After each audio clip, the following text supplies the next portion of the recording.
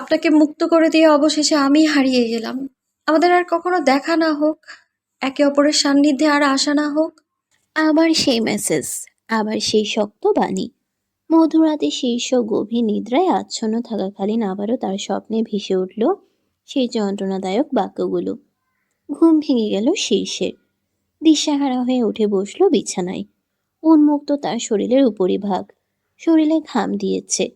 পেটানো নগ্ন বক্ষ আর ললাট জুড়ে দেখা দিয়েছে মুক্ত দানার ন্যায় বিন্দু বিন্দু ঘামের। হৃদয়ের অবস্থাও নাজুক। এ অবশ্য শিষ্যের জন্য নতুন কিছু নয়। গত 6 মাস ধরে প্রায় রাতেই শিষ্যের স্বপ্নে ত্রয়ীর কন্দনরত মুখটা আর এই যন্ত্রণাদায়ক মেসেজটা ভেসে ওঠে। হ্যাঁ, ত্রয়ী চলে যাওয়ার 6 মাস কেটে গেছে, অথচ শিষ্য এখনো কোনো খোঁজ পায়নি মেয়েটির। সেই ত্রয়ীর চলে যাওয়ার পর থেকে শিষ্য রোজ নিয়ম করে ত্রয়ীর গ্রামে খোঁজ খবর নেয় যে মেয়েটি সেখানে গিয়েছে কিনা। রিমা ত্রয়ীকে গ্রামের বাসে উঠিয়ে দিয়ে এলেও আজ অবধি সে গ্রামে পৌঁছায়নি। ওই বাস স্টেশন থেকে মেয়েটা কোথায় গেল, বেঁচে আছে নাকি মরে গেছে, শিষ্য কিচ্ছু জানে না, কিচ্ছু না। বুক চিরে দীর্ঘশ্বাস বেরিয়ে এলো তার। বিছানা ছেড়ে ঢুকলো ওয়াশরুমে। ওয়াশরুমে ঢুকতেই শিষ্যের নজর পড়ল আয়নার দিকে। গত 6 মাস পূর্বেই সে নিজের বাড়ি ছেড়ে তার ফ্ল্যাটে উঠেছিল। ত্রয়ীকে খুঁজতে সেই যে বাড়ি থেকে বেরিয়েছিল, তারপর আর ওই বাড়িতে ফিরেনি সে। আর না আব্দুর রহমান খান ব্যতীত ওই বাড়ির অন্য কারোর সাথে কোনো যোগাযোগ রেখেছে। বাবার সাথে যোগাযোগ, তাও শুধু ব্যবসার খাতিরে। বাড়ি ছেড়ে দিলেও ব্যবসার কাজে যে নিযুক্ত হয়েছিল সেখান থেকে সরে আসেনি সে। এই সমাজে বেঁচে থাকতে হলে অর্থের প্রয়োজন আছে। শিষ্য এগিয়ে গিয়ে দাঁড়ালো আয়নার অভিমুখে। 6 মাস আগের শিষ্য আর এখনকার শিষ্যের মধ্যে বিস্তর ফারাক। আয়নার প্রতিবিম্বে তার শক্তপোক্ত পেটানো শরীরটা দৃশ্যমান। 6 মাস পূর্বে সে নিয়মিত শারীরিক কসরত না করলেও এখন করে, অন্তত নিজেকে ব্যস্ত রাখার জন্য। নিজের কষ্টগুলো ভুলে থাকার জন্য সে এসবে ডুবে থেকে সময় কাটাতে চায়। শিষ্য হাত উঁচিয়ে নিজের দাড়িতে হাত বুলালো। গালে স্থান পাওয়া কালো দাড়িগুলো বৃদ্ধি পেয়ে প্রায় গলা অবধি ছুঁয়েছে। আগের তুলনায় মাথার চুলগুলো বেশ বড় হয়েছে। দেখেই মনে হচ্ছে প্রিয় নারীকে হারানোর সুখে এই পুরুষ দেবদাসে পরিণত হয়েছে। শিষ্য আয়নার সামনে থেকে একটি ছোট রাবার ব্যান্ড হাতে তুলে নিল। 2 হাত ধারা নিজের মাথার লম্বা চুলগুলো উপরে তুলে বেশ শক্তপোক্তভাবে একটি ঝুঁটি বাঁধল। অতঃপর একটু ঝুঁকে গিয়ে পানির ছিটা দিল চোখে মুখে। এখন আর ঘুম আসবে না। বাকি রাতটা এক মগ কফি হাতে নিয়ে ত্রয়ীর স্মৃতিচারণ করতে করতে হয়তো কেটে যাবে। শুভ্র রঙা তোয়ালে দ্বারা মুখ মুছতে মুছতে ওয়াশরুম থেকে বেরিয়ে এলো শীর্ষ। কানে ভেসে এলো বিছানার উপর পড়ে থাকা তার মোবাইলটা বাজছে। শীর্ষ তোয়ালেটা হাতে নিয়ে এগিয়ে গেল বিছানার দিকে।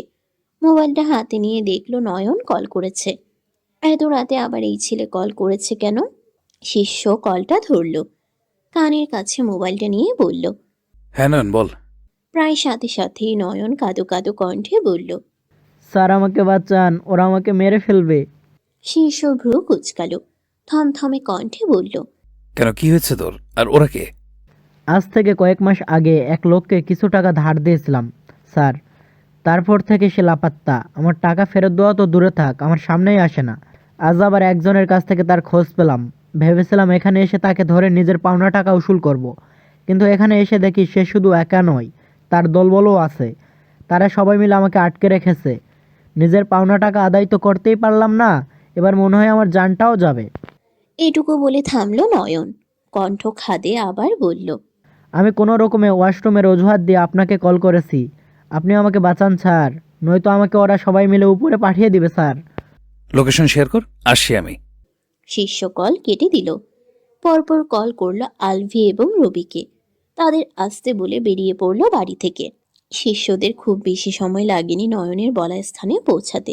রাতের আধারে শহরের রাস্তাঘাটগুলো প্রায় ফাঁকা, আর জন মানবেরও দেখা নেই তেমন। অল্প সময়েই শিষ্যদের গাড়িটা এসে থামল একটি নাইট ক্লাবের সামনে। গাড়ি থেকে একে একে নেমে দাঁড়ালো শীর্ষ, রবি এবং আলভি।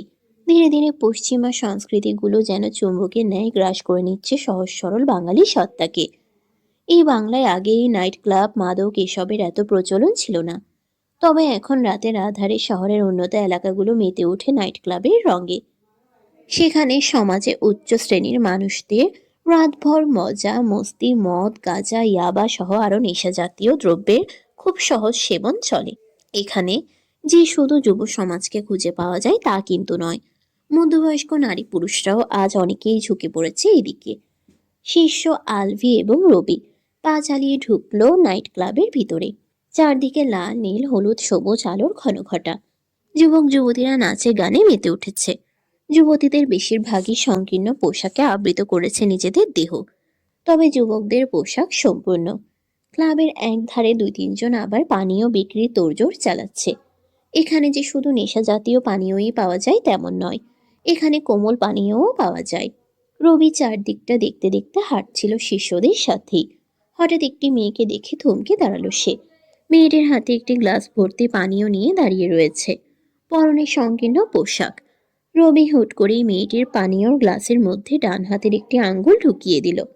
হকচকিয়ে উঠল মেয়েটি, ব্যস্ত হয়ে বলল, এ কি, আপনি আমার গ্লাসের মধ্যে হাত ঢুকিয়ে দিলেন কেন? রবি নিজের আঙ্গুলটা উঁচিয়ে ধরল। মেকি হেসে বলল, হাত না, আঙুল দিয়েছি। রবির আঙ্গুলে এখনো গ্লাসে থাকা তরল লেগে আছে। সে আঙ্গুলটা মুখে পুরে নিল। সাথে সাথেই মুখাবয়বের বিকৃতি ঘটল তার। থুতু দিয়ে ফেলে দেওয়ার চেষ্টা করলো ওই পানীয়।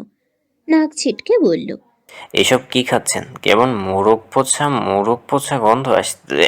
এইটুকু মুখে দিয়ে মনে হচ্ছে যেন পেটের নাড়ি ভুড়ি বেরিয়ে আসবে। কি গন্ধ যে, মায়েরই! মানুষের রুচিতেও খোড়া লেগেছে। এটুকু বলে থুতু ফেলতে ফেলতেই রবি চলে গেল। মেয়েটি নাক মুখ কুচকালো। রবির গমন পথের দিকে দৃষ্টি নিবদ্ধ রেখেই বলল, অসভ্য। শিষ্য পা চালিয়ে ক্লাবের একদম শেষ প্রান্তে এসে দাঁড়ালো। সেখানেই দেখা মিলল নয়নের। জনা তিনেক তরুণ তাকে ঘিরে দাঁড়িয়ে আছে, আর একজন চোখমুখ শক্ত করে বলছে কিছু। শিষ্য এগিয়ে গেল, গুরু গম্ভীর কণ্ঠে বলল। এখানে কি হচ্ছে? হঠাৎ অপরিচিত কারো কণ্ঠস্বর শুনে পাশ ফিরে তাকালো সবাই। নয়নের সাথে এতক্ষণ চোখমুখ শক্ত করে কথা বলা ছেলেটা ক্ষুব্ধ কণ্ঠেই শুধালো। তুই কে? শিষ্য জবাব দিল না কোনো। নয়নের দিকে দৃষ্টি দিয়ে শুধালো। এত রাতে তুই নাইট ক্লাবে কি করছিস? নয়ন ভট্ট দৃষ্টিতে তাকালো তার অভিমুখে দাঁড়ানো ছেলেটির দিকে। নাম সামিম। হ্যাংলা পাতলা ছেলেটা, গালের চাপড় ভাঙা, ওষ্ঠ দুটো কেমন কালচে রঙের। সিগারেট খেতে খেতে হয়েছে বোধহয়। নয়নের পাশের ফ্ল্যাটেই থাকতো ছেলেটি, সেখান থেকেই পরিচয় এবং টাকা ধার চাওয়া। নয়ন সহজ সরল মানুষ, এত কিছু বোঝেনি বা ভাবেনি। একটা মানুষ বিপদে পড়ে তার কাছে টাকা চেয়েছে, সেও দিয়ে দিয়েছে। মানুষই তো মানুষের জন্য করবে, তাই না? কিন্তু টাকা ধার দেওয়ার পরদিন থেকেই দেখে সামিমের ফ্ল্যাটে তালা ঝুলছে। টাকা ফেরত দেওয়া তো দূরে থাক, তার সামনেই আসে না। তারপর খোঁজ নিয়ে জানতে পারলো এই সামিম নামক ছেলেটা শুধু তার থেকেই নয়, আরো অনেকের থেকে টাকা ধার নিয়েছে, কিন্তু পরবর্তীতে আর কাউকেই তা ফেরত দেয়নি। তারপর সামিমকে খোঁজা শুরু করে নয়ন। একটা সময় জানতে পারে সে নাকি এই নাইট ক্লাবে প্রায় প্রতিদিন আসে। নয়ন ভেবেছিল আজ এখানে এসে সামিমকে ধরবে সে, তারপর ভালোভাবেই টাকা চাইবে, না দিলে তখন শিষ্যদের জানাবে। কিন্তু তার আগে নিজেই ফেঁসে গেল। এখন জীবন নিয়েই টানাটানি। নয়ন দৃষ্টি নুইয়ে নিল, মিনমিনে কণ্ঠে বলল, আপনাকে তো বলেছিলাম। শিষ্য সামিমের পা থেকে মাথা অবধি চোখ বুলালো একবার, অতঃপর খুব স্বাভাবিক কণ্ঠেই বলল, এটাকে কি দেখে টাকা ধার দিয়েছিলি তুই? এটাকে দেখতেই তো কেমন চোর লাগে। এ চেহারা দেখে যে কেউ বলে দিতে পারবে এ টাকা ফেরত দেওয়ার পাত্র নয়, বরং অন্যের টাকা মেরে খাওয়ার পাত্র। তখন বুঝিনি স্যার। নয়ন মিনমিনে গলায় কথাটি বললেও সামিম ফুঁসে উঠল। শিষ্যর দিকে তেড়ে এসে বলল, কি বলিস তুই? আমাকে দেখতে চোর চোর লাগে? তোর ভাগ্য ভালো আমি তোকে চোর দেখতে বলেছি। আমার জায়গায় অন্য কেউ হলে বলতো তোকে গুই সাপের মতো দেখতে, যে হাঁস মুরগির নিবাসের নিকট গিয়ে ঘাপটি মেরে বসে থাকে, তারপর হাঁস মুরগি একটু দূরে সরলেই তাদের ডিম নিয়ে দৌড় দেয়। তোর এত বড় সাহস, আমাকে গুই সাপের সাথে তুলনা করছিস? সামিম রেগে মেগে একটা ঘুষি আঁকলো শিষ্যের দিকে। সাথে সাথে সে হাতটা ধরে ফেলল, মুখ বাঁকিয়ে বলল, এই তো চেহারা, এই হ্যাংলা পাতলা দেহ নিয়ে এসেছিস আমাকে মারতে? আমার এই ভুঁড়িহীন পেট দিয়ে একটা বাড়ি মারলেই তো তুই উড়ে যাবি। অন্য সব অঙ্গ প্রত্যঙ্গের শক্তির কথা না হয় বাদই দিলাম। সামিম তবুও দমল না। নিজের হাতটা শিষ্যের থেকে মুক্ত করার জন্য উঠে পড়ে লাগলো। শিষ্য হাতটা তো ছাড়লই না, উল্টো মুচড়ে ধরল। দাঁতে দাঁত পিষে বলল, বেটা বদমাস, অন্যের থেকে টাকা ধার করিস, আবার চাইতে এলে আটকেও রাখিস? তীব্র ব্যথায় চেঁচিয়ে উঠল শামীম, কণ্ঠে ব্যথাতুর ধ্বনি ছোঁয়া নিয়েই বলল। হাত ছাড় বলছি। শিষ্য আরো জোরে মুচড়ে ধরল শামীমের হাত। শামীম দিশেহারা হয়ে তাকালো তার বন্ধুদের দিকে, তাড়া দিয়ে বলল। তোরা দাঁড়িয়ে আছিস কেন? আমার এর হাত থেকে ছাড়া। শামীমের বন্ধুরা এগিয়ে আসতেই তাদের পথ আগলে দাঁড়ালো আলভি আর রবি। শিষ্য একবার তাকালো সেদিকে, অতঃপর এক হাতে শামীমের হাত মুচড়ে ধরে রেখেই অন্য হাতে সজোরে একটা থাপ্পড় বসালো তার গালে। দাঁতে দাঁত পিষে বলল। নয়নের টাকা ফেরত দে। দেব না। কি? বাকিটুকু আর শেষ করতে পারল না, তার আগে আরেকটি থাপ্পড় বসালো শামীমের গালে। ফের দাঁতে দাঁত পিষে বলল। কি বললি? আবার বলতো। আমি? আবার থাপ্পড় পড়ল শামীমের গালে। ফের বলল। টাকা দিবি কিনা বল। দেব দেব। শিষ্য এবার থাপ্পড় থামালো, বাঁকা হেসে বলল। দে তাহলে। থাপ্পড় খেতে খেতে শামীমের চোখ দুটো টলমল হয়ে উঠল। গালে হাত দিয়ে সে বলল। আমার কাছে এখন এতগুলো টাকা নেই। শামীমের কথা শেষ হতে না হতেই চোখ মুখের পরিবর্তন ঘটল শিষ্যের। আবারও হাত উঁচিয়ে সে একটি থাপ্পড় হাঁকল। শামীম ভয় পেল, দ্রুত বসে পড়ল নিচে। হড়বড় করে বলল। আমাকে একটু সময় দিন। আগামী কালকের মধ্যে আমি নয় ভাইয়ের সব টাকা দিয়ে দেব। ঠিক তো? সরি। একদম। শিষ্য একটু ঝুঁকল। শামীমের থাপ্পড় দেওয়া গালে আলতোভাবে দুটো চাপড় দিয়ে বলল। যা বলেছিস মনে রাখিস, কালকের মধ্যে যেন টাকা পাই, নয়তো তোর এমন হাল করব ভাবতেও পারবি না। কথাটা বলেই শিষ্য সোজা হয়ে দাঁড়ালো। আলভি, রবি এবং নয়নকে ইশারা করে পা বাড়ালো পিছন ঘুরে। হাঁটতে হাঁটতে পকেট থেকে একটি সিগারেট বের করে ধরালো। সিগারেট ফুঁকতে ফুঁকতে বেরিয়ে এলো ক্লাব থেকে। জনমানবহীন নীরব শহর। রাতের ফাঁকা রাস্তা ধরে গাড়ি চালাচ্ছিল নয়ন। হঠাৎ একটা স্থানে এসে সে গাড়িটা থামিয়ে দিল। গাড়ির পিছনের সিটে বসেছিল শিষ্য এবং আলভি। শিষ্য কপালে ভাঁজ ফেলল, ভ্রুকুচকে শুধালো। কে হলো, গাড়ি থামালি কেন? সামনে বোধহয় কিছু হয়েছে স্যার। নয়নের কথা শুনে শিষ্য, রবি এবং আলভি সামনের দিকে তাকালো। দেখা পেল আরেকটি গাড়ির। সাদা রঙের গাড়িটি রাস্তার পাশের একটি মোটাসোটা গাছের নিকট দাঁড়িয়ে আছে। সামনে এবং পিছনের লাইট জ্বলছে। কোনো দুর্ঘটনার কবলে পড়েছে বোধহয়। শিষ্যরা সব নিজেদের গাড়ি থেকে নেমে দাঁড়ালো। দ্রুত ছুটে গেল সাদা রঙের গাড়িটার নিকটে। সে গাড়ির সম্মুখ ভাগ দুমড়ে মুচড়ে গেছে, আর ভেতরে ড্রাইভিং সিটে একজন যুবক অজ্ঞান হয়ে পড়ে রয়েছে। মাথা বেয়ে তার ছুঁয়ে ছুঁয়ে পড়ছে তাজা রক্তবিন্দু। দুর্ঘটনা ঘটেছে বেশিক্ষণ হয়নি বোধ হয়। শিষ্যরা কোনো রকমে যুবকটিকে গাড়ির ভিতর থেকে টেনে টুনে বের করলো। অতঃপর তাকে নিয়ে ছুটল হাসপাতালে। রাত গভীর, চারদিকটা নীরব নিস্তব্ধতায় ছেয়ে গেছে। শিষ্য, রবি এবং আলভি বসে রয়েছে হাসপাতালের করিডোরে। তখন ওই যুবকটিকে হাসপাতালে নিয়ে আসার সাথে সাথেই ডাক্তাররা তাকে নিয়ে ঢুকেছে অপারেশন কক্ষে। তারপর থেকে এখনো অবধি কোনো খোঁজ খবর পাওয়া যায়নি। ছেলেটা বেঁচে আছে নাকি মরে গেছে কে জানে। সকলের চিন্তা ভাবনার মাঝেই একজন নার্স হন্তদন্ত হয়ে বেরিয়ে এলেন অপারেশন কক্ষের বাইরে। ব্যস্ত হয়ে বললেন। রোগীর অবস্থা আশঙ্কাজনক, রক্ত খরচ হয়েছে অনেক। এই মুহূর্তে তাকে পুনরায় রক্ত দিতে না পারলে বাঁচানো সম্ভব হবে না। আমাদের নিকট যতটা রক্ত ছিল দিয়েছি, এখন আপনারা ব্যবস্থা করুন। নার্সের কথায় আঁতকে উঠল রবি, নয়ন এবং আলভি। যতই লোকটা তাদের অপরিচিত হোক না কেন, তাদের চোখের সম্মুখে একটা লোক এভাবে রক্তের অভাবে মরে যাবে তা কিছুতেই তারা মেনে নিতে পারবে না। নয়ন ব্যস্ত হয়ে শুধালো। ওনার রক্তের গ্রুপ কি? AB positive. রবি, নয়ন এবং আলভি একে অপরের মুখ চাওয়াচাওয়ি শুরু করলো। এবি পজিটিভ তো তাদের কারোরই রক্তের গ্রুপ নয়। এখন তারা এই গ্রুপের রক্ত কোথায় পাবে? ঠিক তখনই শিষ্য উঠে দাঁড়ালো। নার্সের অভিমুখে দাঁড়িয়ে বলল। আমার রক্তের গ্রুপ এবি পজিটিভ, আমি দেব রক্ত। আসুন আমার সাথে। পরন্ত বিকেল, আকাশের সূর্যটা তার তেজ কমিয়ে হেলে পড়েছে একদিকে। শিষ্য হাতে একটি ফুলের তোড়া নিয়ে ঢুকলো হাসপাতালে। গত রাতে রক্ত দিয়ে সকালের দিকেই হাসপাতাল ছেড়ে বাড়িতে গিয়েছিল সে, তারপর অফিসে। তাই সারাদিনে আর হাসপাতালে আসা হয়নি। তবে আলভি রবির থেকে খবর পেয়েছে লোকটার নাকি দুপুরের দিকে জ্ঞান ফিরেছে। শীর্ষ হাতে ফুলের তোড়া দিয়ে ঢুকলো গত রাতে তাদের হাসপাতালে আনা লোকটার কেবিনে। আলতো হেসে শোধালো। কি এখন কেমন আছেন? লোকটা হালকা ওষ্ঠ প্রসারিত করল। হাসপাতালের বিছানায় শুয়ে থেকেই বলল, আলহামদুলিল্লাহ, মহান সৃষ্টিকর্তার কৃপায় এখানে অনেকটা ভালো আছি। আপনি বোধহয় শীর্ষ। শিষ্য হাসল, মাথা নাড়িয়ে বলল, এর মধ্যে ওরা আমার নাম বলে দিয়েছে। বলবে না কেন?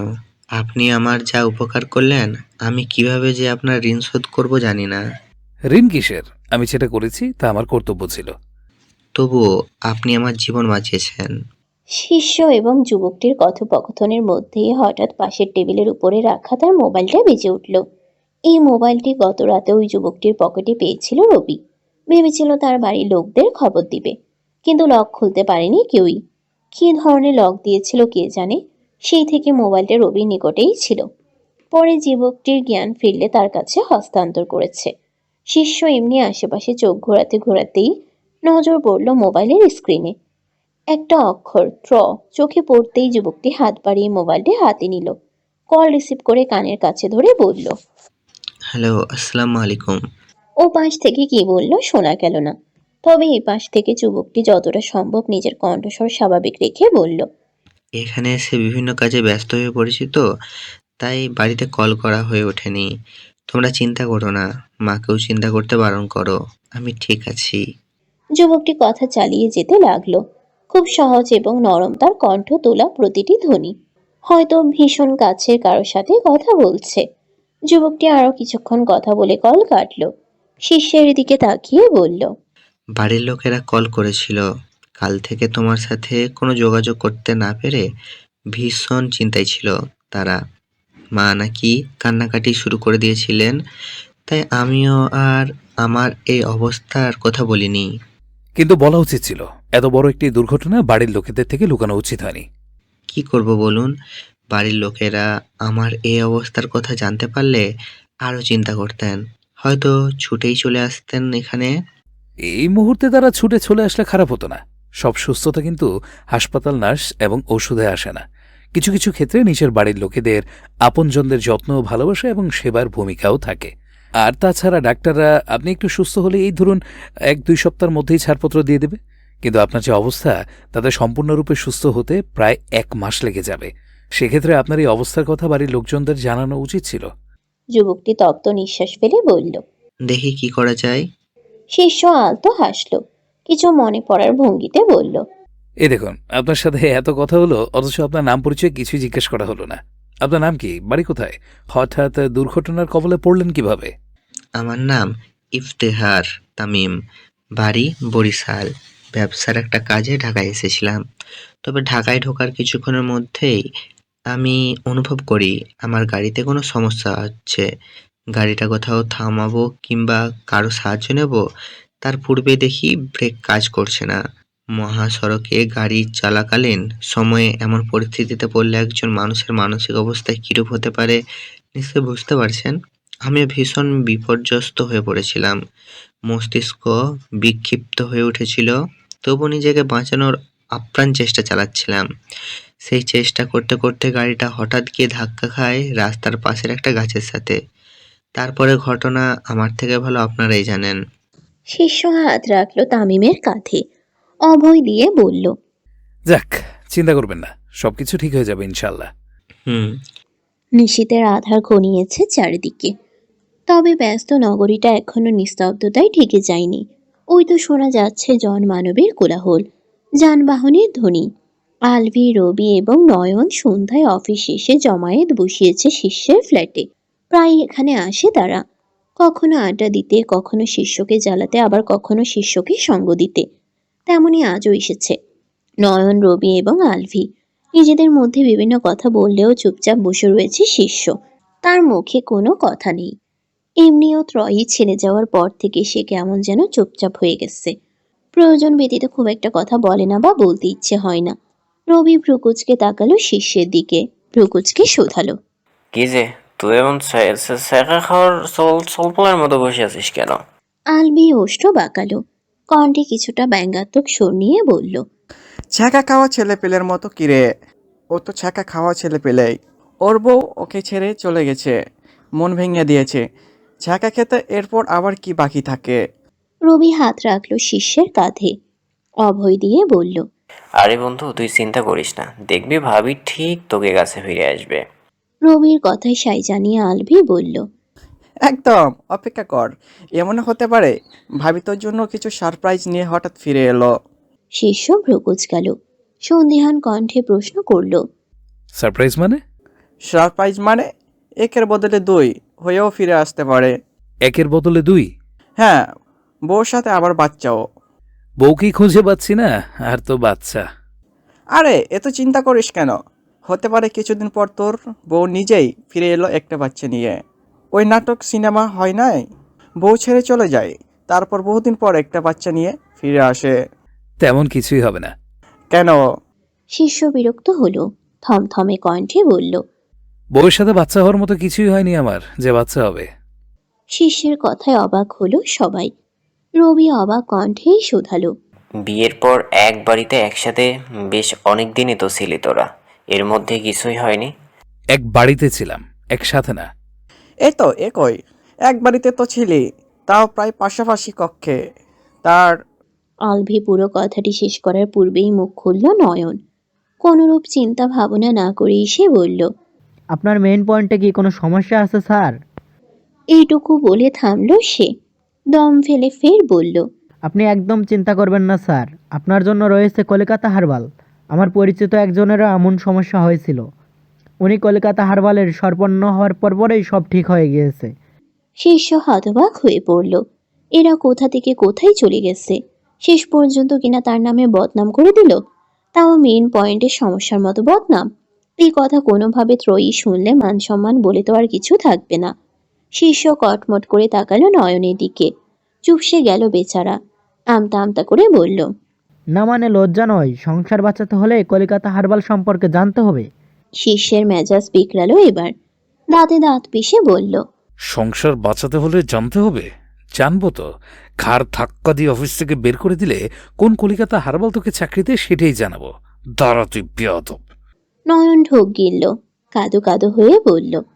আপনি আমার সাথে এমনটা করতে পারেন না স্যার, আমি তো আপনার ভালো ভেবেই। নয়ন কথাটি সম্পূর্ণ করার আগেই উঠে গেল শিষ্য। এই বজ্জাতগুলোর কথা এই মুহূর্তে শুনতে ইচ্ছে করছে না তার। শিষ্য এগিয়ে গিয়ে দাঁড়ালো তার কক্ষের সাথে লাগোয়া বারান্দায়, তাকালো রাতের কৃত্রিম আলোয় ঝলমলে রূপ ধারণ করা ব্যস্ত শহরটির দিকে। এই পৃথিবীতে তার সব আছে, তবুও যেন কেউ নেই। মাঝে মাঝে নিজেকে ভীষণ একা লাগে শিষ্যের। ছুটে যেতে ইচ্ছে হয় নিজের বাড়িতে, নিজের বাবা মা বোনদের নিকট। তবে যখনই আবার তার মা এবং বোনের কীর্তিকলাপের কথা স্মরণে আসে, তখন হৃদয়টা তিক্ততায় ভরে ওঠে। আর ফিরে যেতে ইচ্ছে হয় না ওই বাড়িতে। বুক চিরে দীর্ঘশ্বাস বেরিয়ে এলো শিষ্যের। বাইরের দিকে দৃষ্টি নিবদ্ধ রেখেই মৃদু স্বরে আওড়ালো। তুইও হারিয়ে গেলি, আর সাথে করে আমার জীবনের সব রূপ রস রঙও নিয়ে গেলি। তুই চলে যাওয়ার পর থেকে আমার সুন্দর হাসি খুশি জীবনটা কেমন যেন ছন্নছাড়া হয়ে গেছে রে ত্রয়ী। কোথাও শান্তি পাচ্ছি না, আর বেঁচেও যেন মরে গেছি আমি। থামলো শিষ্য, বসে পড়ল বারান্দার মেঝেতে। মলিন কণ্ঠে ফের বলল। তুই কবে ফিরবি আমার জীবনে? কবে এক মুঠো রং নিয়ে ছুটে এসে আবার রাঙিয়ে দিবি আমার জীবনটাকে? কবে একটু ভালোবাসবি আমায়? কবে আমি আবার একটু শান্তির মুখ দেখব? আকাশে উজ্জ্বল সূর্যের ঘনঘটা। রিমাদের ক্লাস নিচ্ছে শাহেদ। রিমার প্রতি আগের মতো আর তেমন টান নেই তার। সেই মাস ছয়েক পূর্বে রিমার কাছে যখন ত্রয়ীর বিষয়ে সে জিজ্ঞেস করেছিল, তখন রিমা উত্তরগুলো তার হৃদয় বিষিয়ে তুলেছিল। রিমাকে খুব কাছ থেকে শাহেদ না চিনলেও শিষ্যকে মোটামুটি চিনত। ভেবেছিল শিষ্য যেহেতু ভালো, রিমাও ভালো হবে। হাজার হলেও দুজন ভাই বোন। কিন্তু রিমার সেদিনকার জবাবগুলো শাহেদের হৃদয়ে মেয়েটির সম্পর্কে বিরূপ ধারণা সৃষ্টি করতে বাধ্য করেছে। তারপর থেকে রিমার দিকে নজর রাখতে শুরু করেছে সে, এবং সময়ের পরিক্রমায় রিমার আচরণ, সহপাঠীদের প্রতি তার বিরূপ ব্যবহার শাহেদের হৃদয় থেকে রিমাকে ধীরে ধীরে সরিয়ে দিয়েছে। যদিও সে এখনো ত্রয়ীর শিষ্যদের বাড়ি থেকে চলে যাওয়ার কারণ জানে না। শুধু এইটুকুই জানে ত্রয়ী ও বাড়ি এই শহর ছেড়ে চলে গেছে। যেহেতু ত্রয়ীর সাথে তার তেমন সম্পর্ক ছিল না, কিংবা মেয়েটির প্রতি সেরকম অনুভূতিও ছিল না, তাই আর বিষয়টি নিয়ে মাথা ঘামায়নি শাহেদ। হতে পারে ত্রয়ীর কোনো ব্যক্তিগত কারণ রয়েছে, তাই এই শহর ছেড়ে চলে গেছে। শাহেদ একটি নির্দিষ্ট সময় পর্যন্ত শ্রেণীকক্ষে পাঠদান দিল, অতঃপর শিক্ষার্থীদের থেকে বিদায় নিয়ে পা দিল দরজার দিকে। ঠিক তখনই পিছন থেকে ভেসে এলো। স্যার? শাহেদ থমকে দাঁড়ালো। পিছনে ঘুরে আবিষ্কার করলো রিমা এবং শিলাকে। শাহেদ সৌজন্যসূচক হাসল, নম্র কণ্ঠেই শুধালো। কিছু বলবে? রিমা একটু ইতস্তত করে জবাব দিল। জি স্যার। হ্যাঁ বলো। আপনি কি কোনোভাবে আমার প্রতি অসন্তুষ্ট স্যার? না, আমি তোমার উপর বিরক্ত হতে যাব কেন? না মানে আপনি আগের মতো আর আমার সাথে কথা বলেন না, কেমন এড়িয়ে চলেন, তাই জিজ্ঞাসা করলাম আর কি। ওটা তোমার ভুল ধারণা। তুমি আমার ছাত্রী। একজন ছাত্রীর সাথে শিক্ষকের যেমন সম্পর্ক থাকা উচিত আমি ততটুকুই পালন করছি। আমি তোমার সাথে কম কথা বলি বা এড়িয়ে যাচ্ছি না। শাহেদের কথায় রিমা হোঁচট খেল যেন। এই লোক তাকে শুধুমাত্র একজন ছাত্রী ভাবে। রিমার হৃদয় ভারী হলো। শাহেদের থেকে এমনটা সে কখনোই আশা করেনি। সে সর্বদাই আশা রেখেছে শাহেদ তাকে ভালোবাসে, তাকে ভালোবাসা রমণী ভাবে। রিমার চোখে মুখে আধার নেমে এলো। মৃদু স্বরে সে শুধালো। আমি শুধুই আপনার একজন ছাত্রী। তা নয়তো কি? রিমা এই প্রশ্নের উত্তর খুঁজে পেল না। হৃদয়ে উত্তাল ঝড় উঠল তার। তার ভালোবাসার মানুষটা তাকে ভালোবাসে না। এর চেয়ে জঘন্য সংবাদ আর কি হতে পারে? তবে কি সবটাই তার ভুল ছিল? সে কি শাহেদকে ভালোবেসে ভুল করেছে? শুধু একতরফাই ভালোবেসে গেছে? রিমার গলা ধরে এলো। কোনো মতে নিজেকে সামলে জবাব দিল। না কিছু না। এটুকু বলেই রিমা এলোমেলো পায়ে হাঁটা ধরল সামনের দিকে। শিলাও এলো তার পিছু পিছু। একটু সময় নিয়ে সে শুধালো। রিমা জবাব দিল না কোনো। এমনি হৃদয়ের অবস্থা নাজুক তার। এর মধ্যে আবার এই মেয়ের এই প্রশ্ন। এমন সময় বান্ধবীর এই প্রশ্নে রিমা একটু বিরক্তও হলো বটে। কোনরূপ কোনো বাক্য ব্যয় না করে ধূপধাপ পা ফেলে সে বেরিয়ে গেল কলেজ থেকে। সময় প্রবাহমান। সময়ের এই প্রবাহমান ধারায় কেটে গেছে প্রায় 7 দিন। তামিম এখন মোটামুটি সুস্থ। হাসপাতাল থেকেও ছেড়ে দেওয়ার কথা বলেছে। সে খবর শুনেই শিষ্য, রবি, আলভি এবং নয়ন একযোগে হানা দিয়েছে হাসপাতালে, তামিমের জন্য বরাদ্দকৃত কেবিনে। তামিম তাদের দেখিয়ে একগাল হাসল। বিছানায় উঠে বসে বলল। আপনারা এসেছেন? আমিও আপনাদের খুঁজছিলাম। জরুরি কথা ছিল আপনাদের সাথে। শিষ্য, রবি, নয়ন এবং আলভি বসল তামিমের পাশেই। শিষ্য স্বাভাবিকভাবেই জবাব দিল। হ্যাঁ বলুন। আসলে কিভাবে যে বলি, আপনারা এমনি আমার জন্য অনেক করেছেন। রবি হাত রাখলো তামিমের কাঁধে, অভয় দিয়ে বলল। আরে এত ইতস্তত করছেন কেন? বলে ফেলুন তো। তপ্ত নিঃশ্বাস ফেলল তামিম। একটু সময় নিয়ে বলল। আমি তো এখন মোটামুটি সুস্থ। হাসপাতাল থেকেও ছেড়ে দেওয়ার কথা বলেছে, নিশ্চয়ই শুনেছেন। তাছাড়া 1 সপ্তাহ হয়ে গেছে, এখন বাড়িতে না ফিরলেও সবাই চিন্তা করবেন। এমনি আমি আমার অসুস্থতার কথা বাড়ির কাউকে জানাইনি। এইটুকু বলেই থামলো তামিম। দম ফেলে ফের বলল। কিন্তু আমি তো এতটাও সুস্থ নই যে এতটা পথ একা মানুষ গাড়ি চালিয়ে যাব। কোথায় আবার কি ঘটে যায় কে জানে। আপনাদের মধ্যে কেউ যদি একটু কষ্ট করে আমার সাথে যেত, আমার ভীষণ উপকার হতো। শিষ্য হাসল তামিমের কথায়। তামিমের অন্য কাঁধে হাত দিয়ে বলল। আরে এই কথা বলতে এত ইতস্তত বোধ? শুধু একজন নয়, আমরা সবাই যাব আপনার সাথে, আপনাকে পৌঁছে দিতে। এই অবস্থায় আমরাও তো আপনাকে একা ছাড়তে পারি না, আমাদের একটা দায়িত্ব রয়েছে না? সত্যি আপনারা সবাই আমার সাথে যাবেন? অবশ্যই। কিন্তু আমার গাড়িটা? ওটা ইতোমধ্যেই আমরা সারিয়ে নিয়েছি। ঘড়ির কাঁটায় কেবল সকাল 11:30। আরফা দাঁড়িয়ে রয়েছে কলেজের অভিমুখে। আজ আর ক্লাস করবে না সে। কলেজের নিকটেই কোনো এক মাঠে রাজনৈতিক কোনো দলের বিশাল সভা বসবে যেন। কলেজের অধিকাংশ ছেলেরাই সেখানে যাচ্ছে, কিছু মেয়েরাও যাচ্ছে।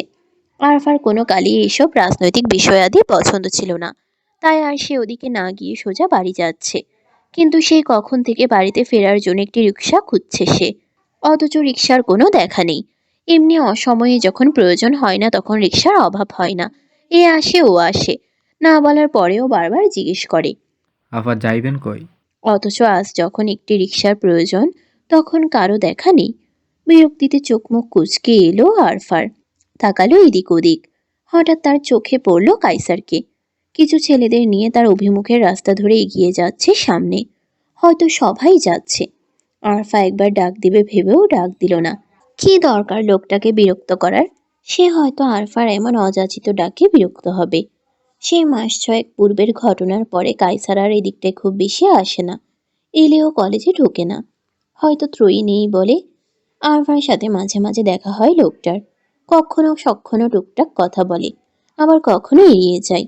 এই এড়িয়ে যাওয়াটা অবশ্য আরফাই করে। দূর থেকে কাইসারকে দেখলেই সে সরে পড়ে।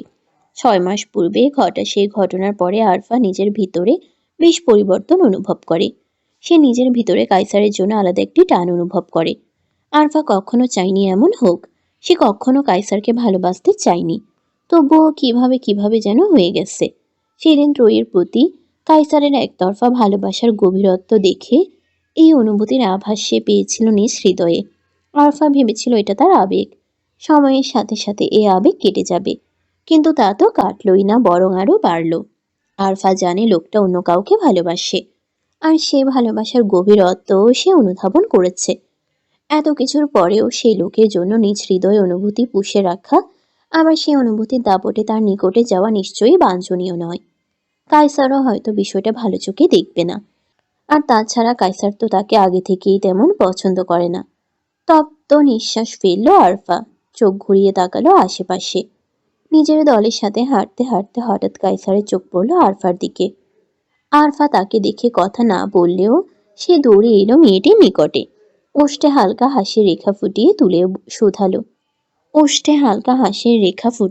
শোধালো। কি, কেমন আছো? আরফা অপ্রস্তুত হলো কিঞ্চিত, এরপর ইতস্তত করে জবাব দিল, আলহামদুলিল্লাহ, ভালো। আপনি? আলহামদুলিল্লাহ ভালো। তা এইখানে এইভাবে দাঁড়িয়ে আছো কেন? রিক্সার জন্য দাঁড়িয়েছিলাম, কিন্তু পাচ্ছি না। আরফার কথা শেষ হতে না হতেই কাইসার কাকে যেন কল করলো। কলেজের অভিমুখে একটি রিক্সা পাঠিয়ে দিতে বলে কলটা আবার কেটে দিল। প্রায় সাথেই হাসি মুখে বলল, একটু অপেক্ষা করো, রিস্কা আসছে। কাইসারের আজকের ব্যবহারে অবাক হলো আরফা। লোকটার মধ্যে হঠাৎ এত পরিবর্তন। আগে তো তাকে দেখলেও তেড়ে আসতো কাইসার। যখনই দুজনে দেখা হতো একচোট ঝগড়া হতোই হতো। এখন কি তবে প্রেমে ব্যর্থ হয়ে মস্তিষ্ক ঠিক হয়ে গেছে? আরফা এলোমেলো দৃষ্টি ফেলল, আমতা আমতা করে বলল, আপনি কি সত্যিই ভালো আছেন কায়সার ভাই, নাকি? এইটুকু বলে থামলো মেয়েটি।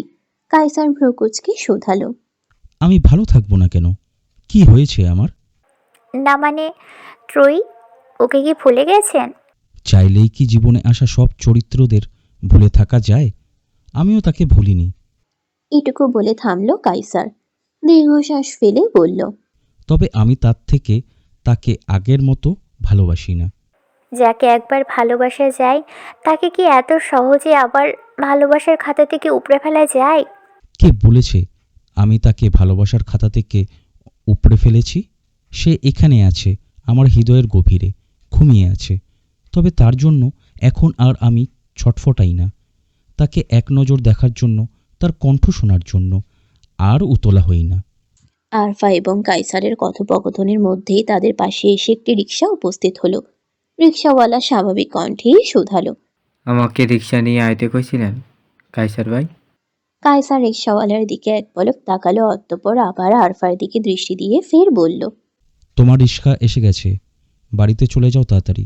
একটু পর এই রাস্তায় মানুষের ভরে যাবে, সামনে সভা তো। আরফা আর দ্বিরুক্তি করল না। এখনই এ রাস্তা ভিড়ে পরিপূর্ণ, একটু পর তো আরো ভিড় হবে। আরফা রিক্সায় উঠে বসলো। কাইসারের থেকে বিদায় নিয়ে রওনা দিল বাড়ির পথে। মেহেরের ক্লাসও বোধ হয় আজ আর হবে না। কলেজের ছেলেমেয়েরা সব দলে দলে সভায় যোগ দিতে যাচ্ছে। মেহের কলেজ থেকে বেরিয়ে দাঁড়ালো গেটের অভিমুখে। বাড়ির ড্রাইভারকে ইতোমধ্যে গাড়ি নিয়ে আসার জন্য কল করে দিয়েছে সে। অল্প সময়ের মধ্যেই মনে হয় চলে আসবে ড্রাইভার। মেহের দাঁড়িয়ে দাঁড়িয়ে আশেপাশে নজর বুলালো। হঠাৎ তার দৃষ্টিজোড়া আটকে গেল অদূরে রাস্তার দিকে। সে রাস্তার পাশ ঘেঁষে একটি বাইকের সাথে হেলান দিয়ে দাঁড়িয়ে রয়েছে আলভি। হাতে তার একটি জ্বলন্ত সিগারেট, আর দৃষ্টি মেহেরের দিকে। মাঝে মাঝে আলভি এখানে আসে। মেহেরের থেকে একটু দূরত্ব নিয়ে দাঁড়িয়ে তাকিয়ে থাকে তার দিকে, অথচ কথা বলে না। মেহেরও যেচে কথা বলতে চায় না। একজন সন্তান সব মেনে নিতে পারে, কিন্তু নিজের পিতার অপমান কখনো মেনে নিতে পারে না। কিভাবে মেনে নিবে? মেহেরের আলভির সাথে কথা বলার তীব্র ইচ্ছা থাকলেও ক্রোধের বশে আর বলা হয় না। দুজনের চোখে হাজারো কথা ভেসে ওঠে। একে অপরকে কাছে পাওয়ার আকুলতায় হৃদয় উত্তাল হয়, তবুও কথা হয় না দুজনের। একে অপরের প্রতি চাপা অভিমান নিয়ে বারবার কাছে গিয়েও আবার দূরে সরে আসে তারা। ভোর 4টা, চারিদিকটা গভীর আধারে নিমজ্জিত। আকাশে সূর্যটা এখনো উঁকি দিতে শুরু করেনি। রাস্তাঘাটও ফাঁকা, তেমন একটা যানবাহনে দেখা নেই। মোহনের এই ক্ষণে তামিমের গাড়িটা সাই সাই করে ছুটছে ঢাকা বরিশাল মহাসড়ক ধরে। গাড়ি চালাচ্ছে নয়ন, আর তার পাশের সিটেই বসে আছে রবি। তামিম এবং আলভি পিছনের সিটে। কিছু জরুরি কাজের তাগিদে শীর্ষ আসতে পারেনি। রবিদেরও তামিমকে তার বাড়িতে পৌঁছে দিয়েই আবার ঢাকার উদ্দেশ্যে রওনা দিতে বলেছে। তারা সবাই একবার ভেবেছিল রাতের দিকেই বরিশালের উদ্দেশ্যে রওনা দিবে, আবার কাল রাতের আগেই ঢাকায় ফিরে যাবে। কিন্তু পরে আবার ভেবে দেখলো রাতের দিকে রওনা দিলে বরিশালে তামিমের বাড়িতে রাতের মধ্যেই কিংবা একদম ভোরে গিয়ে পৌঁছাবে। অচেনা অজানা একটি স্থান। তামিমের পরিবারের লোকদের তারা চিনে না, তামিমকেও তো খুব একটা ভালোভাবে চিনে না। সেখানে তাদের বাড়িতে রাতের আধারে গিয়ে হানা দেওয়াটা কেমন একটু লাগছিল তাদের। তাছাড়া তামিম তো এখন প্রায় সুস্থই, তাই ভোরের দিকে রওনা দিয়েছে। সকাল 10টা বা 11টার মধ্যে তামিমের বাড়িতে গিয়ে পৌঁছাবে। সেখানে কোনো রকমে 1 ঘন্টা কাটিয়েই আবার গাড়িতে উঠবে। ফাঁকা রাস্তা, নিরিবিলি পরিবেশ। রবি তার পাশের জানালাটা খুলে দিল। রাতের হালকা বাতাস ছুঁয়ে দিতে শুরু করলো তার শরীরকে। উৎফুল্ল হলো রবির হৃদয়। মৃদু স্বরে গান ধরল। এই পথ যদি না শেষ হয় তবে কেমন হতো তুমি বলো তো, যদি পৃথিবীটা স্বপ্নের দেশ হয় তবে কেমন হতো তুমি বলো তো। এটুকু গাইতেই তাকে থামিয়ে দিল আলভি। পিছন থেকে নাক মুখ কুঁচকে বলল, কি শুরু করেছিস ভাই? রাস্তার পাশে বাড়িগুলোতে থাকা ঘুমন্ত মানুষগুলো তো লাফিয়ে উঠবে তোর গান শুনে। গলা না যেন ফাটা বাঁশ। রবি অপমানিত বোধ করল। থমথমে কণ্ঠে বলল। তুই কিন্তু আমাকে অপমান করছিস আলভি। আলভির সাথে সাথে মুখ বাঁকিয়ে জবাব দিল। তোর মান সম্মান আছে নাকি যে অপমান করব? রবি পিছন ঘুরে অগ্নি দৃষ্টি নিক্ষেপ করল আলভির উপর। কটমট করে বলল, তোকে আমি পরে দেখে নেব, এই অপমানের বদলা নেবই নেব। যা করার কোনে নিশ্চয়ই, এখন ঘুমা। নয়নদের গাড়িটি বরিশালে নিস্তব্ধ পরিবেশে ঢুকলো প্রায় সকাল 10টার দিকে। পথের শেষ প্রান্তে তামিমের বাড়ির সামনে এসে থামলো গাড়িটি। বিশাল দোতলা অট্টালিকা, চারপাশে ঘন সবুজের আবরণ। নারিকেল, আম, কাঁঠাল গাছের ছায়ায় যেন বাড়িটা লুকিয়ে আছে। এখানকার পরিবেশেও এক অদ্ভুত প্রশান্তি। শহরের কোলাহল তেমন একটা নেই। গাড়ির দরজা একে একে খুলে নামলো সবাই। দীর্ঘ পথের ক্লান্তি আর ঘন্টার পর ঘন্টা বসে থাকতে থাকতে কোমর পিঠে যেন ব্যথা হয়ে গেছে তাদের। নয়ন, রবি ও আলভি পা ঝাড়া দিয়ে একটু সোজা হয়ে দাঁড়ালো। অতঃপর তামিমকে ধরে নিয়ে গিয়ে দাঁড়ালো বাড়ির মূল দরজার অভিমুখে। হাত উঁচিয়ে বাজালো কলিং বেলটা। প্রায় সাথে সাথেই দরজাটা খুলে গেল। একজন অল্প বয়সী তরুণী দরজা খুলেছে। হালকা পাতলা গড়নের দারুণ এক কন্যা সে। উজ্জ্বল শ্যামবর্ণা গায়ের রং, লম্বাটা মাঝারি। সব মিলিয়ে এই রমণীকে সুন্দরীদের কাতারেই ফেলা যায়। রমণীটি প্রথমে ভাঁজ ফেলে দরজাটা খুললেও দরজার অভিমুখে হাতে মাথায় ব্যান্ডেজ নিয়ে তামিমকে দাঁড়িয়ে থাকতে দেখে সে ভাঁজ গায়েব হয়ে গেল। অস্থির হয়ে শুধালো, কি হয়েছে ভাইয়া তোর? হাতে কপালে ব্যান্ডেজ কেন? তামিম হাতে ইশারা দিল। রবি এবং আলবির সহায়তায় ভিতরে ঢুকতে ঢুকতে বলল, অস্থির হোস না তৃপ্তি, আগে ভিতরে ঢুকি তারপর বলছি সব। তৃপ্তি সম্পর্কে তামিমের ছোট বোন, ইন্টার 2য় বর্ষের ছাত্রী সে। তামিম ভিতরে গিয়ে বসলো বসার কক্ষে সোফায়। তৃপ্তি গলা উঁচিয়ে ডাকলো। তৃপ্তির হাঁক ডাকে অল্প সময়ের মধ্যেই অন্দরমহল থেকে বেরিয়ে এলেন তামিমের মা আলেয়া বেগম এবং ছোট চাচি লুৎফা বেগম। ছেলের এমন নাজুক অবস্থা দেখেই তার উপর হামলে পড়লেন আলেয়া বেগম। দিশেহারা হয়ে শুধালেন, কি হয়েছে বাবা তোর? হাতে ব্যান্ডেজ, মাথায় ব্যান্ডেজ? তামিম একে একে সব খুলে বলল। সবটা শুনে আলেয়া বেগম ঢুকরে কেঁদে উঠলেন। আঁচলে মুখ ঢেকে বললেন, আমি জানতাম আমার ছেলে ভালো নেই, আর কিছু না কিছু হয়েছে। ওদের বারবার বলছিলাম তোকে কল করতে, তোর খোঁজ খবর নিতে। তামিম এক হাত বাড়িয়ে মাকে আগলে নিল নিজের সাথে। অভয় দিয়ে বলল, আহ মা, কাঁদছো কেন তুমি? এই দেখো আমি ঠিক আছি। আলেয়া বেগম কান্না থামালেন। কপট রাগ দেখিয়ে বললেন, কিসের ঠিক আছিস তুই? হাতে মাথায় ব্যান্ডেজ, এখনো ঠিকভাবে দাঁড়াতে পারছিস না। ওটা আর অল্প কিছুদিনের মধ্যে ঠিক হয়ে যাবে। মা ছেলের কথোপকথনের মধ্যে এবার উঠে দাঁড়ালো রবি। একটু কেশে গলা পরিষ্কার করে বলল, আমরা তাহলে এখন উঠি। আলেয়া বেগম কিছুটা লজ্জিত অনুভব করলেন। আমতা আমতা করে বললেন, এই দেখো, ছেলের শোকে আমি তোমাদের কথা ভুলেই বসেছিলাম। তোমরা মনে কিছু করো না, আসলে বয়স বেড়েছে তো, বুড়ো হয়েছি। সব মেয়ে তালগোল পাকিয়ে যায়। আরে না না আন্টি, আমরা কি মনে করব? আপনার স্থানে আমাদের মায়েরা হলো বোধহয় এমন কিছুই হতো। কিন্তু আমাদের এখন যেতে হবে অনেকটা পথ। তোমরা কোথায় যাবে? এই তো এলে।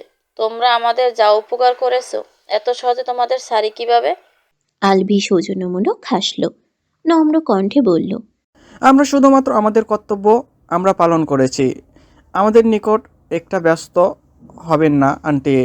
আর তাছাড়া আমাদের অফিস আছে, সেখান থেকে তেমন ছুটি নিয়ে আসেনি। আমাদের সবাইকে আজই ফিরতে হবে। এই পর্যায়ে মুখ খুললেন তামিমের ছোট চাচি লুৎফা বেগম।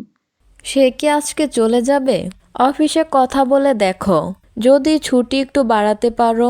তোমাদের জন্য আমাদের বাড়ির ছেলেটা বেঁচে ফিরে আসলো। তোমাদের আমরা এভাবে কিভাবে যেতে দেই? তা সম্ভব নয় আন্টি। আমরা আগে এই ব্যাপারে অফিসে কথা বলেছি।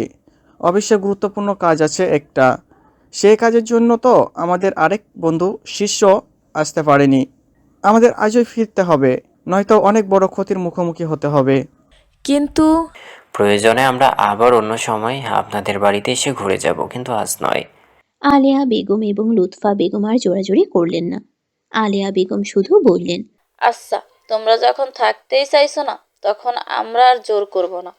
কিন্তু এই সময় বাড়ির কর্তারা কেউ বাড়িতে নেই। তারা ফিরুক, তারপর না হয়ে যাবে।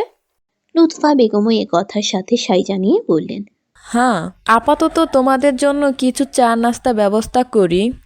রবি, আলভি এবং নয়ন দ্বিরুক্তি করল না। অনেকটা পথ পেরিয়ে এসেছে তারা, ভীষণ ক্ষুধাও লেগেছে। রবি আর আগের স্থানে বসল না, একটু ঘুরে গিয়ে বসলো অন্য সোফায়। সাথে সাথে চেঁচিয়ে উঠল তৃপ্তি, আমার ফেস প্যাক। রবিও তার নিচে কিছু একটা অনুভব করলো, ছোট বাটি জাতীয় কিছু। সাথে সাথে উঠে দাঁড়ালো সে। সত্যি সত্যি তার পশ্চাৎ দেশে একটি ছোট বাটি লেগে আছে। না দেখে ধপ করে এসে বসে পড়েছে, যার ফল এটা। রবি বাটিটা হাতে নিল। বাটিতে হলুদ রঙা আঠালো জাতীয় কি যেন, দেখতে একদম মতো লাগছে। এটা আবার লেগে গেছে তার পশ্চাৎ দেশে। দেখে মনে হচ্ছে চাপ সহ্য করতে না পেরে প্যান্ট নষ্ট করেছে সে। রবির অবস্থা দেখে হেসে উঠল সবাই। আলভি নাক ছিটকে বলল, ছি ছি রবি, শেষ পর্যন্ত কিনা প্যান্ট নষ্ট করলে। বেশি চাপ থাকলে ওয়াশরুমে যেতে। আমরা কি তোকে আটকে রেখেছিলাম? রবির মেজাজ তেতে গেল। ফেস প্যাক নাকি এটা রাখার স্থান কি সোফা? তাও আবার কিসব রঙের ফেস প্যাক। অচেনা অপরিচিত এক বাড়িতে এসে কি এক বিশ্রী পরিস্থিতিতে পড়ল সে। মানিজ্য তার রইল না। রবি কটমট করে তাকালো তৃপ্তির দিকে। শক্ত কণ্ঠে কিছু বলবে তার পূর্বেই তেতে উঠল তৃপ্তি। ঝাঁঝালো কণ্ঠে বলল, দেখে শুনে বসবেন না, দিলেন তো আমার ফেস প্যাক নষ্ট করে। এই ফেস প্যাকটার জন্য আজ আমি কলেজে যাইনি। এটা কোনো ফেস প্যাক রাখার জায়গা হলো? রাখলেই রাখার জায়গা, আপনি দেখে শুনে বসবেন না। এই বাড়িতে যে সোফার উপরে ফেস প্যাক ফেলে রাখে তা বুঝবে কে? বুঝলে না হয় দেখে শুনে বসতাম। আপনি এইটুকু বলতেই তৃপ্তিকে থামিয়ে দিলেন আলেয়া বেগম। মেয়ের দিকে একবার অগ্নি দৃষ্টি নিক্ষেপ করে তাকালেন রবির দিকে। জোরপূর্বক হেসে বললেন, ওর কথায় কিছু মনে করো না বাবা, আমার সাথে এসো, ফ্রেশ হয়ে নিবে। রবি রক্তচক্ষু নিয়ে তাকালো তৃপ্তির দিকে। অতঃপর কিছু না বলে হনহন করে হাঁটা ধরলো আলেয়া বেগমের পিছু পিছু। সকাল গড়িয়ে প্রায় দুপুরের পথে। রবি, আলভি এবং নয়ন নাস্তা শেষ করে কেবলই বেরোলো তামিমদের বাড়ি থেকে। আলেয়া বেগম, লুৎফা বেগম, তামিম অনেক অনুরোধ করেছিল তাদের আরেকটু সময় থাকার জন্য। বাড়ির কর্তারা এখনো ফিরেননি, কিন্তু তারা থাকেনি। ঢাকায় আজই যখন যেতে হবে তখন আগে ভাগে যাওয়াটাই ভালো। কিছুটা দূরে আসতেই নয়ন হঠাৎ রাস্তার মাঝে দাঁড়িয়ে পড়ল। আলভি এবং রবিকে উদ্দেশ্য করে বলল, বরিশালে এলাম, আর কোনো স্মৃতি নিয়ে যাব না। আপনারা আমার একটা ছবি তুলে দিন তো। নয়ন নিজের মোবাইলটা বাড়িয়ে দিল। আলমি মোবাইলটা হাতে নিয়ে গোটা চারেক ছবি তুলে দিল। নয়ন সময় ব্যয় করল না, প্রায় সাথে সাথেই ছবিগুলো পোস্ট করে দিল সামাজিক যোগাযোগ মাধ্যম ফেসবুকে। ওপরে লিখে দিল, ছায়া ঘেরা বরিশাল। শীর্ষ অফিসের কাজ ঘেরা কক্ষে বসে অলস হাতে ফেসবুক স্ক্রল করছিল। কেবলই একটি মিটিং শেষ করে এসেছে সে। নিউজ ফিডে বিভিন্ন পোস্ট দেখতে দেখতে হঠাৎ তার সামনে এসে পড়ল নয়নের ছবিগুলো। অন্যান্য সময়ের মতোই ছবিগুলো উপরে ঠেলতে যাবে তখনই তার দৃষ্টি আটকে গেল একটি ছবিতে। সে ছবিতে নয়নের পিছনে একটু দূরে এক নারীকে দেখা যাচ্ছে। কেমন চেনা চেনা লাগছে সে নারীকে। ভীষণ কাছের কারোর সাথে মিল পাচ্ছে শিষ্যের হৃদয়। শিষ্য দম আটকে ছবিটি জুম করলো। ঝাপসা ফ্রেমের ভেতরেও স্পষ্ট হলো সেই নারীর মুখের রেখাগুলো।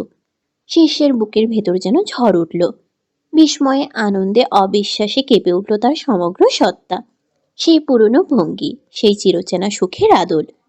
এই রমণীকে কি সে এত সহজে ভুলতে পারে? শিষ্য তাড়াহুড়ো করে কল করলো নয়নের নাম্বারে। প্রায় সাথে সাথে কলটা ধরল নয়ন। বিনয়ী কণ্ঠে বলল, আসসালামু আলাইকুম স্যার। শিষ্য অস্থির হয়ে উঠল। কোনো মতে সালামের জবাবটা দিয়ে বলল, নয়ন, একটু আগে ফেসবুকে যে ছবিগুলো তুই শেয়ার করেছিস ওগুলো কোথায় দাঁড়িয়ে তুলেছিস? কেন, বরিশালে স্যার? শিষ্য দাঁতে দাঁত চাপলো, চিবিয়ে চিবিয়ে বলল, বরিশালে তা তো আমিও জানি, কিন্তু বরিশালের কোথায়? নয়ন আশেপাশে তাকালো, কপালে ভাঁজ ফেলে বলল, জায়গার নাম তো জানি না, তবে তামিমদের বাড়ির কাছেই। আচ্ছা, তোদের ফেরা দরকার নেই, ওখানেই থাক, আমি আসছি। নয়নে দ্বিধান্বিত কণ্ঠে বলল, কিন্তু স্যার, আমাদের চাকরি? চুলোয় যাক তোদের চাকরি। বউকে যদি ফিরে না পাই, তাকে কাছে না পাই, চাকরি দিয়ে কি করব? কথাগুলো বলতে বলতে কল কেটে দিল শিষ্য। ব্যস্ত হয়ে বেরিয়ে পড়ল অফিস থেকে। প্রথমে নিজের গাড়িটা নিয়ে যাওয়ার চিন্তা ভাবনা করলেও সে ভাবনায় ইতি টানল দ্রুত। গাড়ি নিয়ে গেলে গন্তব্যে পৌঁছাতে পৌঁছাতে দেরি হবে, আর জ্যামে পড়লে তো কথাই নেই। তার থেকে বাইক নিয়ে যাওয়া ভালো। জ্যামে পড়লেও একটু ফাঁক ফোকর পেলেই বেরিয়ে যাওয়া যাবে। কিন্তু শিষ্যের তো নিজস্ব বাইক নেই। সে দ্রুত কল করলো আলভিকে। তার বাড়িতে গিয়ে বাইক আর হেলমেট নিয়ে দ্রুত বেরিয়ে পড়লো বরিশালের উদ্দেশ্যে। শিষ্য কল কেটে দেওয়ার পর নয়ন, রবি আর আলভি কিছুক্ষণ থম মেরে বসে রইল। শিষ্য যেহেতু তাদের আজ ঢাকায় ফিরতে বারণ করেছে, সেহেতু আজ রাতটা তাদের বরিশালেই কাটাতে হবে। কিন্তু কোথায় কাটাবে? তামিমদের বাড়িতে ফিরে যাওয়াটাও এখন অস্বস্তিকর এবং লজ্জাজনক। তারা আলভিদের কত করে বলল একটা দিন তাদের বাড়িতে থাকার জন্য। আলভিরা একটা দিন তো দূরে থাক, বিকাল পর্যন্তই থাকলো না। চাকরির অজুহাত দিয়ে বিদায় নিয়ে চলে এলো। এখন কোন মুখ নিয়ে আবার সে বাড়িতে যাবে? আর এখানে কোনো আবাসিক হোটেলও নেই যে সেখানে থাকবে। তামিমদের বাড়িটা বরিশাল মূল শহর ছাড়িয়ে একটু ভিতরে, মফস্বল এলাকা। এখানে 2-4টা ভাতের হোটেল দেখা যায়, এই বেশি। তবে এখান থেকে বরিশাল মূল শহরের দূরত্ব প্রায় 1 ঘন্টা। ওখানে গেলে রাত্রি যাপনের জন্য হয়তো কোনো হোটেল পাওয়া যাবে। আপাতত সেখানেই যাওয়া যাক। তারপর শিষ্য এলে তার সাথে আলোচনা করে না হয় কোনো সিদ্ধান্ত নেওয়া যাবে। ত্রয়ী এই মুহূর্তে দাঁড়িয়ে আছে তামিমদের সুবিশাল বাড়িটির অভিমুখে। এ বাড়িটি এখন এক প্রকার তারই। লিখিত কোনো দলিলে এ বাড়ি তার না হলেও অনুভবের দিক দিয়ে তার। ত্রয়ীর জীবনে যখন চারদিক থেকে অন্ধকার ধেয়ে এসেছিল, চেনা পরিচিত সকল মানুষেরা ছুঁড়ে ফেলেছিল রাস্তায়, তখন এই বাড়ির মানুষগুলোই তাকে সাদরে গ্রহণ করেছিল, দিয়েছিল নতুন সুন্দর একটি জীবন। এই বাড়িতে ঠাঁই নেওয়ার পর থেকে এখন অবধি ত্রয়ীর কখনো মনে হয়নি সে আশ্রিতা কিংবা অনাথ। তপ্ত নিঃশ্বাস ফেলল ত্রয়ী। হাত উঠিয়ে বাজালো কলিং বেলটা। প্রায় সাথে সাথেই দরজাটা খুলে গেল। দরজা খুলেছেন লুৎফা বেগম। ত্রয়ীকে দেখে যেন স্বস্তির নিঃশ্বাস ফেললেন তিনি। দরজার সামনে থেকে সরে যেতে যেতে বললেন, এসেছিস তুই? তোর মা তো তোর চিন্তা অস্থির হয়ে উঠছে। চিন্তা কেন করছেন? আমি তো প্রতিদিন এই সময় কলেজ থেকে বাড়ি ফিরি। তারপরেও চিন্তা এসে যায়। একজন তো অ্যাক্সিডেন্ট করে হাত পা ভেঙে বাড়ি ফিরেছে, এই সময় তুইও বাইরে। তোর না আবার বিপদ আপদ ঘটে। বুঝিসই তো মায়ের মন। এইটুকু বলে ছোট একটা নিঃশ্বাস ফেললেন লুৎফা বেগম। হতাশ কণ্ঠে বললেন, আল্লাহ জানে আমার ছেলেটা কোথায়। ও তো আরো বেপরোয়া ধাসের। ত্রয়ী গৃহের অভ্যন্তরে প্রবেশ করল। কপাল কুঁচকে শুধালো, কে আবার অ্যাক্সিডেন্ট করে বাড়ি ফিরেছে? কেন, তামিম? ত্রয়ী আর দাঁড়ালো না। তামিম ভাই অ্যাক্সিডেন্ট করেছে? কোথায় উনি? ওর রুমে। কাঁধে কলেজ ব্যাগ নিয়ে ছুটল তামিমের কক্ষের দিকে। তামিম শুয়েছিল বিছানায়। তার পাশে আলেয়া বেগম বসে বসে ছেলের গায়ে মাথায় হাত বুলাচ্ছেন। আর তৃপ্তি পাশেই একটা সোফা দখল করে বসে আছে, বিরক্ত ভঙ্গিতে তাকাচ্ছে এদিক ওদিক। এর মধ্যে হন্তদন্ত হয়ে কক্ষে প্রবেশ করলো ত্রয়ী। ছুটে গেল তামিমের দিকে, ব্যগ্র কণ্ঠে শোধালো, তোমার এই অবস্থা কেন ভাইয়া? অ্যাক্সিডেন্ট কিভাবে করলে? কথাগুলো বলতে বলতেই মেয়েটা 2 হাতে ধরলো তামিমের ব্যান্ডেজ করা হাতটা। সাথে সাথে চেঁচিয়ে উঠল তামিম। হাতটা সরিয়ে নিতে নিতে বলল, তুই কি আমার হাতটা আর একটু ভেঙে দেওয়ার চিন্তা ভাবনা করছিস? ক্রয়ী, এমনি ভাঙা হাত, সেটা নিয়ে আবার টানাটানি শুরু করছিস? ত্রয়ী অপ্রস্তুত হলো, আমতা আমতা করে বলল। দুঃখিত ভাইয়া, আসলে তোমার এই অবস্থা দেখে অত খেয়াল ছিল না। কথাগুলো বলতে বলতে মেয়েটার গলা ধরে এলো। অক্ষি কোটর ভরে উঠল নোনা জলে। তামিম চোখ বড় বড় করলো, এক আঙ্গুল তুলে বলল, এই কাঁদবি না, একদম কাঁদবি না, ছিঁচকাঁদুনি একটা। যখনই দেখবো শুধু কাঁদতে থাকে। আচ্ছা একটা কথা বলতো, এত কান্না এত চোখের পানি তুই পাস কোথায়? চোখ না যেন সমুদ্র। ছেলেটার কথা শুনে মুখ বাঁকালেন আলেয়া বেগম। তৃপ্তির দিকে তীক্ষ্ণ দৃষ্টিতে তাকিয়ে বললেন, তুই তো তবুও ভাইয়ের এমন অবস্থা দেখে কাঁদছে, আর ও আরেকটাকে দেখো। তোর অসুস্থতা দেখে যেন সে আরো বিরক্ত হয়েছে, কেমন চোখ মুখ কুঁচকে তাকিয়ে আছে। আলেয়া বেগমের কথাই ফুঁসে উঠল তৃপ্তি। ঝাঁঝালো কণ্ঠে বলল, একদম বাজে কথা বলবে না মা। আমি মোটেই ভাইয়ার অসুস্থতা দেখে বিরক্ত হইনি। আমি বিরক্ত হয়েছি ভাইয়ার সাথে আসা ওই বিটকেল লোকটার জন্য। ভাইয়া তারা ভাইয়াকে তারা বাঁচিয়েছে, বাড়িতে দিয়ে এসেছে, ভালো কথা। এসে একটু দেখে শুনে বসবে না? বসলো তো বসলো, একদম আমার ফেস প্যাকটার ওপরেই গিয়ে। এইটুকু বলে থামলো সে। ত্রয়ীর দিকে তাকিয়ে কাঁদো কাঁদো কণ্ঠে বলল, তুই আমাকে যে ফেস প্যাকটা বানিয়ে দিয়েছিলি না, যার জন্য আজ আমি কলেজেও যাইনি, এই বিটকেল লোকটা আমার ফেস প্যাকটা নষ্ট করে দিয়েছে আপু। আমি একটুও মুখে লাগাতে পারিনি। আলেয়া বেগম তেতে গেলেন। রুক্ষ কণ্ঠে বললেন, ওর ভাইয়ের অ্যাক্সিডেন্ট করে জীবন নিয়ে টানাটানি বেঁধে যাচ্ছে, আর ও আছে ফেস প্যাক নিয়ে। এমন থাপ্পড় মারবো না, দাঁত সব কয়টা নিচে পড়ে যাবে। বেয়াদব মেয়ে, কখন কোথায় কি কথা বলতে হয় তাও শিখিনি। বড় হয়েছে শুধু হাত পায়ে, মাথায় বুদ্ধি শুদ্ধি হয়নি মোটেও। গর্দপ একটা। আহ মা, ওকে বকো না, ও ছোট মানুষ, একটু বোঝে কম। তামিমের কথাই সাই জানালো ত্রয়ী। তৃপ্তি এমনি অবুঝ নয়, তবে পরিবারের সবার ছোট এবং সবার অতি আদরে মাঝে মাঝে একটু অবুঝের ন্যায় আচরণ করে ফেলে। ত্রয়ী তাকালো তৃপ্তির দিকে, ওষ্ঠে আলতো হাসি রেখা ফুটিয়ে তুলে বলল, থাক বনু, মন খারাপ করিস না, আমি তোকে আবার বানিয়ে দেব। সত্যি? একদম। রাত খুব বেশি নয়। ঘড়ির কাঁটার টিকটিক ধ্বনি তুলে জানান দিচ্ছে রাত 10টা। শিষ্য কেবল এসে পৌঁছালো বরিশালে। এসেই কোনো দিক বিবেচনা না করে উঠল রবি আলভিদের পূর্ব থেকে নির্ধারণ করে রাখা হোটেলে। বরিশালে এসে এই রাতে ত্রয়ীকে খুঁজতে বেরিয়ে যাওয়াটা বোকামি ব্যতীত আর কিছুই হবে না। ত্রয়ী নিশ্চয়ই এই রাতে বাইরের রাস্তায় দাঁড়িয়ে নেই যে শিষ্য যাবে আর তাকে রাস্তা থেকে তুলে নিয়ে আসবে। তাছাড়া ত্রয়ী এখানে কোন বাড়িতে কার বাড়িতে থাকে তাও জানা নেই কারো, যে ছুটে সেখানেই যাবে। তার থেকে আজ রাতটা হোটেলে কাটিয়ে আগামীকাল সকালে ত্রয়ীকে খুঁজতে যাওয়াটাই ভালো হবে। গ্রাম বা মফস্বল যেন একটু তাড়াতাড়ি রাত নামে। এই রাত 10টাতেই চারিদিক নিস্তব্ধ হয়ে পড়েছে। আশেপাশের বেশিরভাগ মানুষই বোধহয় ঘুমিয়ে পড়েছে ইতিমধ্যে। ত্রয়ীও খেয়ে দিয়ে শুয়ে পড়েছে, তবে দুই চোখে ঘুম নেই তার। অন্ধকার কক্ষে শুয়ে শুয়ে দীর্ঘশ্বাস ফেলছে শুধু। সারাদিন সবার মধ্যে বিভিন্ন কাজের ব্যস্ততায় নিজের অতীতটাকে, নিজের কষ্টগুলোকে একটু ভুলে থাকলেও রাতের আধারে আর তা ভুলে থাকতে পারে না। বিছানায় গা এলিয়ে দিলেই হৃদয়ে হানা দেয় বিভীষিকাময় সে অতীত। তখন কষ্ট হয়, দম বন্ধ লাগে, একাকিত্ব যেন ঘিরে ধরে চারিদিক থেকে। ত্রয়ী বিছানায় শুয়ে থেকে ছাদের দিকে দৃষ্টি দিল। ভাবতে লাগলো তার অতীত নিয়ে। প্রায় 6 মাস পূর্বে এক ভয়ঙ্কর বিকালে ফাহামিদা বেগম আর রিমা মিলে ত্রয়ীকে তীব্র অপমানে জর্জরিত করে খানবাড়ি থেকে বের করে দেন। তাদের ব্যবহার এমন ছিল যেন সে কোনো মানুষই নয়। দীর্ঘদিন ধরে পালিত কুকুরটাকেও হয়তো ওই পরন্ত বিকেলে একাকী বাড়ি থেকে বের করে দিতে পারত না তার মালিক। কিন্তু ত্রয়ী মানুষ হয়েও কুকুরের থেকেও অধিক লাঞ্ছিত হয়েছিল ওই দিন। তবে শেষ পর্যন্ত তার উপর একটু দয়া করেছিল রিমা। গ্রামের বাসে তুলে দিয়ে এলো তাকে। কিন্তু গ্রামে গিয়ে কি করবে ত্রয়ী? কার কাছে যাবে সে? সেখানে হয়তো আরো বেশি অপমান লাঞ্ছনা অপেক্ষা করছে তার জন্য। গ্রামের মানুষেরা তার মতো একাকী একটি মেয়েকে পেলে শান্তিতে থাকতে দেবে না কোনো মতেই। গ্রামে যাওয়ার সাথে সাথে দেখা যাবে আশেপাশের মানুষ তার নামে নিন্দা বদনাম করা শুরু করে দিয়েছে।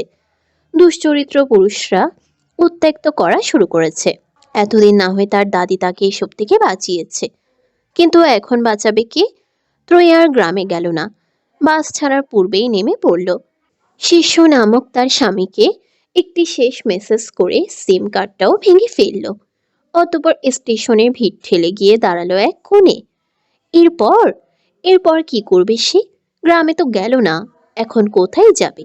চারপাশে হাজার হাজার মানুষ আছে, শহর আছে, আলো আছে, কিন্তু ত্রয়ীর আপন বলতে কেউ নেই। তার জীবনে আলো নেই।